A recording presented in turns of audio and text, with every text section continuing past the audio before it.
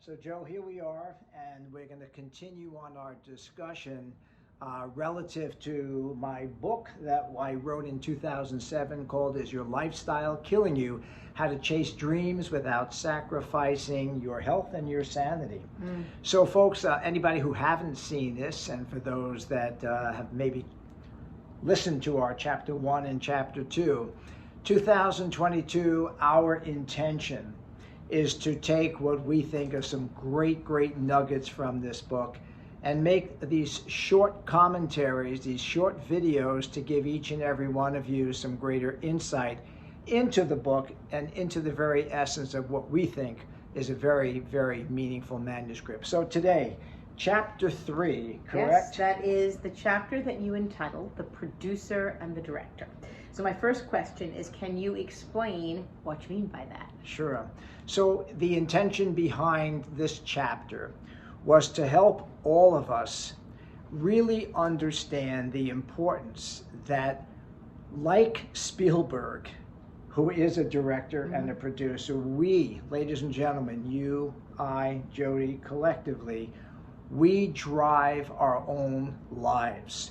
We have to take the palette with the paint on an empty canvas and create something that we truly believe in, that we have ownership of.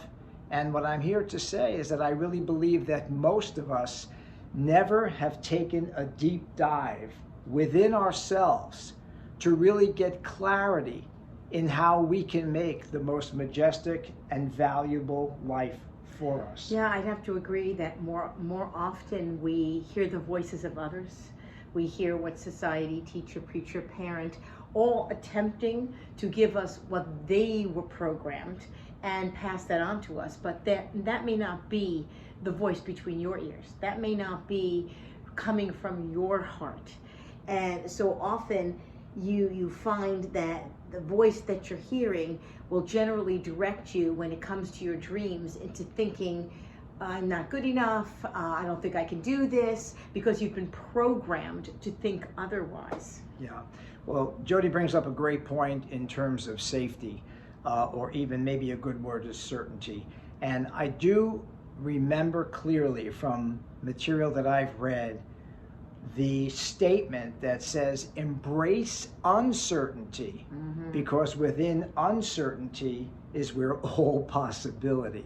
So this goes back to the whole essence of this chapter, where we need to take an honest inventory. My entire book, every chapter, lends itself into the idea that if we don't go within, we're going to do without. And that is so clear, especially now, turning 70 years of age and listening to so many people's stories. Most of us feel that we are incomplete. We haven't done enough. And all of that is fine. But the real question is will the real, authentic Chuck Berg, Jody Chimbell Berg, please stand up? And that's what we're offering for all of you. Now, maybe, Jody, we talked about that conversation, but how do you get there? Yeah. So our conversation earlier, I love this expression that you're in the pain or you're in the pain. So you're in the pain of staying just where you are with, once again, the fear, the apprehension, or just saying, you know what, hey, it is what it is. And the dissatisfaction of truly never getting to your dreams. Yeah. And do you want to be on a deathbed saying I coulda, shoulda, woulda? And that's a lousy feeling. So the other pain that I'm referencing and suggesting that we embrace is taking the time out of our lives. Today, Jody, you're a yoga instructor. You're always talking and participating in meditation. We have friends that are bringing the consciousness of what they call mindfulness into elementary school Right, yeah, programs, it's becoming right? part of school education. But why? And the why behind this is that everyone is coming to the understanding that the most important thing in our lives is to have a level of content, a level of fulfillment, and feeling that each of us has participated in our life's journey with hopefully serving, giving, and more importantly, having an okay time with it. So my experience in working, I'm a chiropractor, I'm working with well over 12,000 people over this 45-year career, and I hear more often than not, regardless of the sector that people are working in, most people don't like their job. Job is something that procures some earnings so that we can take care of a family, and folks, that's very, very important. But I believe that if we started early in our lives with manifesting with our children and giving them a sense that they can become whatever it is that they're choosing to be, it's going to require hard work. But the real question, producer, director, is getting to really understand what that is. Right, and I think another piece that's very important that you bring up in this particular chapter is not only for ourselves and our children and the people we love around us, it's how there's circumstances that occur in your life all the time, events. How we perceive those events directs us into how we're writing the script of our life.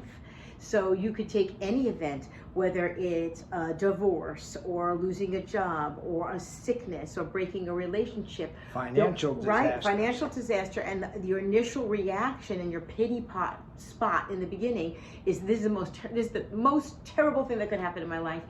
But if you step back from a lot of these circumstances and events, they are truly the universe's appeal to give us an opportunity to make a different choice. So, great points. So my offering is that in my experience, by doing the investigatory work, we have just a plethora of books and tapes, and now with YouTubes and platforms where people are speaking. I don't know about you guys, but what I have found, what is extremely joyful, satisfactory, but more importantly, so empowering, is listening to how other people think. And that's where I have gained the wisdom. It just did not come to me. But to Jody's point, and to the point of our chapter, it is not your circumstances, it's your attitude towards the circumstance. And I know you know this, but we have to own that deep in our heart place so that we don't fall apart. I was taught to ask how any circumstance in my life serves me. How does this serve me is the first question I ask. Well, you know what? If no one ever shared that with me, I would be like the masses and probably, to your point, having a pity party for myself. Right. The world sucks, life sucks, because I didn't have that understanding. I've learned that every event in life is actually neutral. It's not positive. It's not a good thing or a bad thing. It just is. And that could be a Buddhist philosophy, and this has nothing to do with Buddhism, religion, but I love listening to how other people think. So events are events.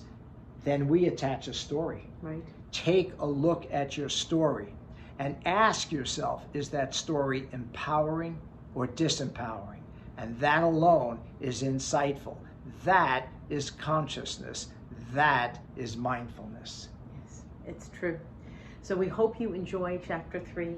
We look forward to these fireside chats to continue giving you feedback so that we can just give you an opportunity to take a little time out of your day to think. So the book, again, is Your Lifestyle Killing You. If anyone is interested, please just go on to Amazon. It's there for you, either in book form, you can get it in Kindle form, you can get it where someone reads it to you. But after reading it a number of times, I know that there is amazing value, and this is the reason that I'm reaching out that many years later, suggesting and recommending. It is all in the act of service. So thank you. Thank you very much.